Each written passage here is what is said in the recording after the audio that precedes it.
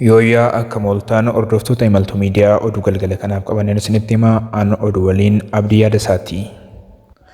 Sirni awwaalcha Piroofeesar Baay'inaa Phexros raawwatame.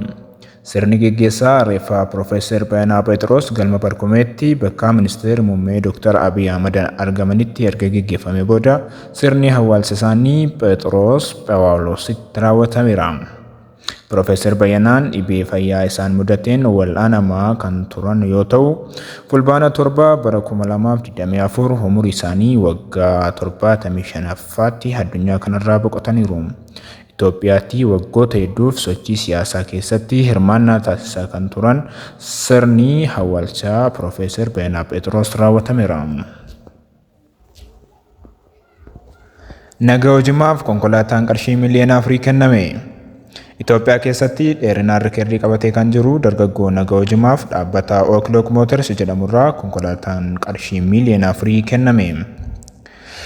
Guyyaa har'aa fulbaana 19 2024 sagantaa mooraa dhaabbatichaa keessatti geggeeffameen konkolaataan qarshii miliyoona 4 kan maqaan isaa Wuuling jedhamu kan namoota 8 fe'uu danda'u kennameeraaf. Daandiin qilleensa Itoophiyaa badhaasa beekamtii argate. Koorporeeshiniin buufataalee xiyyaaraa Zaambiyaa guyyaa hundeeffama isaa waggaa 35ffaa sababeeffachuun daandii qilleensa Itoophiyaaf beekamtii badhaasaa kenneera. Daandiin qilleensichaa tajaajila cimaa fi tumsa hojii koorporeeshinichaaf gumaacheen beekamtii fi badhaasa kana argachuu ibseera. Beekamtii fi badhaasni kun hariiroo hojii fi tajaajila dhaabbilee lamaan gidduu jiru caalmaatti kan cimsu ta'a jedhame. Lammiilee Itoophiyaa 79,000 ol Saawud Arabiyaa irraa gara biyya isaanii deebifamuu ibsame. Baatilee 5 darban keessatti lammiilee Itoophiyaa 79,400 ol Saawud Arabiyaa keessatti haala rakkisaa keessa jiraachaa turan gara biyyaa deebifamuu isaanii Ministeerri Dubartootaa fi Hawaasummaa beeksise. Guyyaa har'aa lammiilee Itoophiyaa 395 gara biyya isaaniitti deebi'aniiru.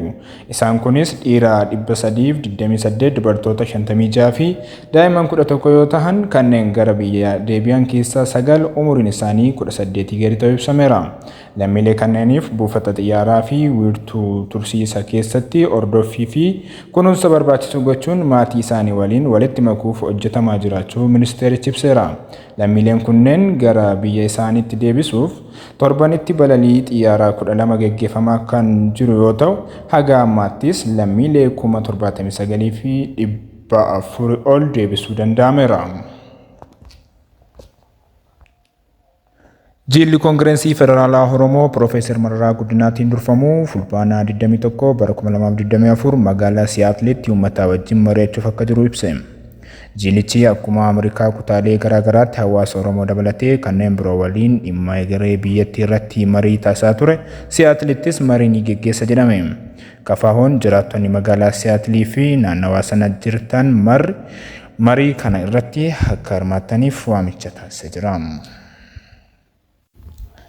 Tolee, kabajamtoota hordoftoota imaltuu miidiyaa oduuleen galgala kanaaf qopheeffame kanneen turanii qophiilee keenya biroo hordofuuf YouTube chaanaalii keenya subscribe godhaa. Halkan gaarii.